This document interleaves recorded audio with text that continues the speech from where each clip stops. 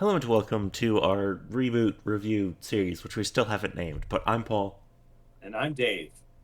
And this week we are discussing the third episode, The Quick and the Fed. This originally aired September 24th, 1994. Dave, do you know what the number one film in America was this week? Around then. Hmm. Nah, that would have been far later. Hmm. Shoot, did not have an amazing memory at 4 years old. Fair enough. It's the same thing as last week. It's still Time Cop. Mildly amazing, but still kind of the case of I have no idea about this movie. You need to watch Time Cop, Dave. It's fantastic. Fine, I'll add it to the ridiculously huge list. And for number one song in America, it's still I'll Make Love to You by Boys to Men. And it will be for a Which is long time. which is completely understandable. Though whether or not it's going to be the case of it's one of those interesting sorts of things. There's a particular song that everyone despises because they played it far too much on the radio.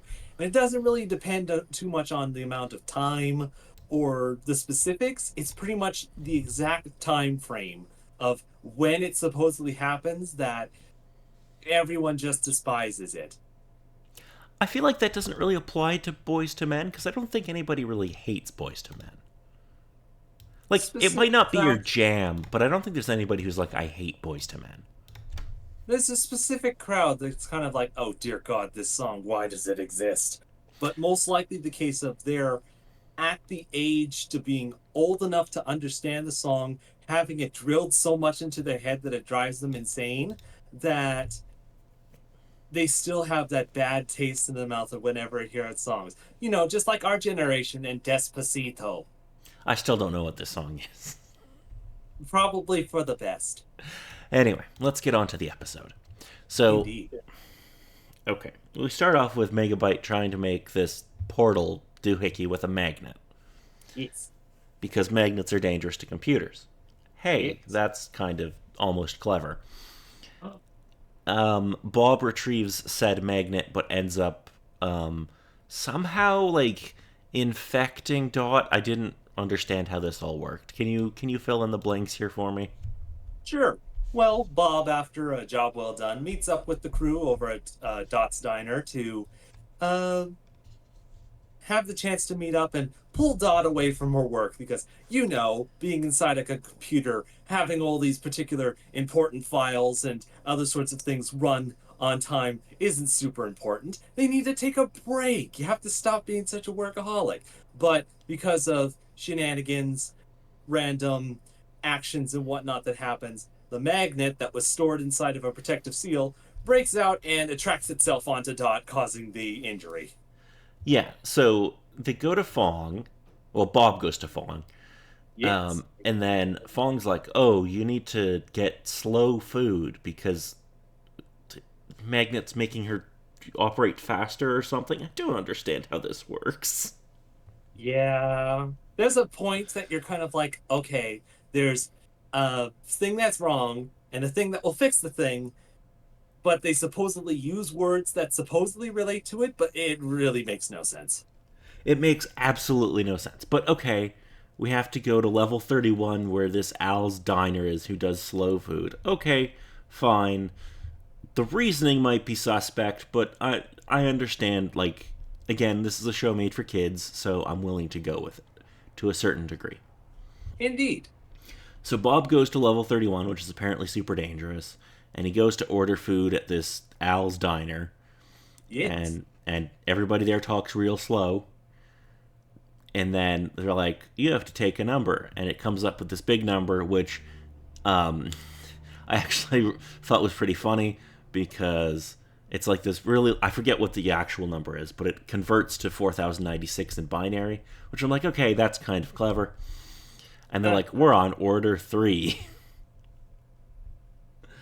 And then Fantastic. Megabyte sends Hack and Slash to like interfere with this whole thing, or he wants to. I don't know exactly what Megabyte's plan is here.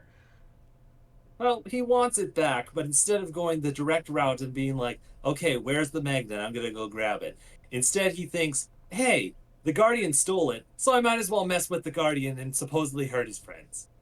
Which again, I okay, again, I'll go with it because it's a kid show, but this plan makes no sense. On the one hand, with the understanding from the first couple episodes, it's within his character, but it's also kind of the case of sometimes he could be stupid. Clearly. Anyway, so Bob makes a deal with the owner of this diner that, like, hey, I'll get rid of Hack and Slash if you get me some food right away. And he's like, okay, fine, deal. And then Bob gets the food, and then he gets sucked into a game, which is this, like, Dungeons and Dragons esque kind of thing, where he has Yeah. to kill this White Knight, which Yeah. I thought the Evil Knights were always supposed to be Black Knights in these games, but whatever. Well, it's the case of it's the main player character. Why do you want to be the evil character within the game?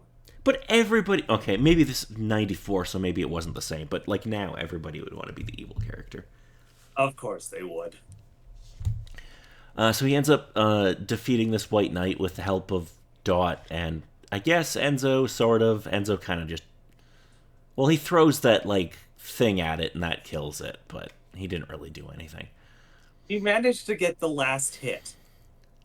I mean, technically you are correct.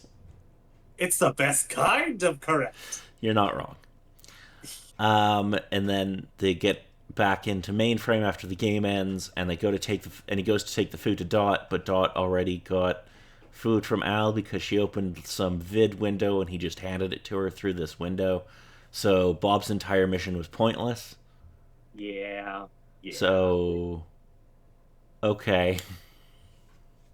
What was the But point of this we still need episode? to have a visit from the villain with his concern of wanting his magnet back, and Bob gives it to him. Not in the way that he was expecting, though. Okay, there is one kind of funny thing I wanted to bring up. You'll notice that I think it's Bob who gives the command to glitch, but he says BSNP, Yes. so he can teleport through a window. This is kind of an inside baseball joke, but it's because the ABC network's censors, which are known as broadcast standards and practices, didn't allow characters to smash through windows. Ah. For some reason, they had an issue with people going through windows. Well, I suppose the issue with glass, the amount of issue with the mess it would supposedly make. Yeah, it actually kind of works for both things. It's a decent joke, and it gives a reason for why not to destroy particular things within the program of the show. Yeah, I thought that was kind of fun. But It's very neat. yeah, what did you think of this episode, Dave? It's fairly good. There were a couple particular moments. I think the funnest one is, along with you, there were hack and slash moments, just with them chasing after Bob, and it's like, we're going to do it. We're going to make it into the game so we can catch Bob. Cuts to Megabyte. Yeah, they're not going to make it. Game comes down, they explode. It's like, yep, send up a cleanup crew to clean them up. I did, the one thing I will say that I would have been proven right on is that hack and slash are incredible. They are. It is great. And then, of course, at the end of the episode, to save the master, they go jumping down. It's like, okay, we're going to grab him. It's going to be good. It's like, oh, wait, we just find the good thing. It's like, oh, we're not going to make it. It's just keep going down. It's like, hack and slash. They're marvelous. I don't know if we're going to, but I really hope we get a hack and slash episode. Because I kind of. Nothing that immediately comes to my mind from episodes from there. I know that they have moments, and those will definitely be nice when we get to them. Because I And kind I of. think Go ahead. And I think the one last thing is there was a lot of dead space within this episode, which is I'm not sure if they were just trying to relate to the story of their slow food and it takes time to actually do that, or if it was just things that they thought would have looked aesthetically pleasing, but quite honestly, they were just boring as heck. Mostly it was within the gameplay of the medieval setting, them flying on dragons. They fly far away, music is playing, he's still flying. Then he comes back in to fly off to where he's going. It's like, honey, either get us up to the point of him flying looking determined and or get on with the story. I think there was also the potential that this was a lot cheaper than animating something better. So true. But additionally, also within the game, Enzo rebooting into the damsel in distress and his outfit being so tall that he can't exactly move in it. Yeah, that was a joke they did. Yeah. I have to keep in mind that this is a show for kids and it shouldn't like I can't I have to remember that it's for kids. But it should still be decent. And I think that's the biggest problem I have is that like there are moments where the show's really good and then there's a lot of stupid shit. Yeah. Oh, one last additional one is supposedly there's an additional job that we discover within this episode of there's a literal person inside of the Pog Puck that they play in Fogg's office whenever you challenge him. In kind of the case of, that job kind of sucks, doesn't it?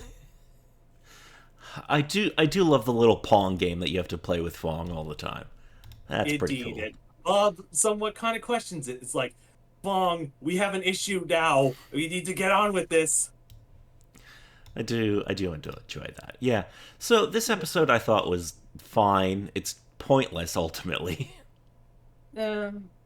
Though it is also episode 3. So still getting points, thoughts within the story, and specific ideas. Yeah, I mean, it's not necessarily bad. It just nothing's accomplished in it. So that was kind of annoying. But you are right. Eh, It is only episode 3 and yeah. I guess it's also one of those things where like a lot of these episodes are going to be standalone because of the time it was released where nobody had a PVR, right? So you couldn't just record this stuff and then like watch it later. So if you missed it when it aired, you were kind of screwed. Yeah, yeah. Anyway, next week we'll be discussing the episode called Medusa Bug. Yes. Yep. So you're going to want to tune in for that one because I have some thoughts about that episode. Duly noted. Though I'm just happy because it's another hexadecimal episode, and it is very much fun whenever she's on screen. Alrighty, well, until then, I'm Paul. And I'm Dave.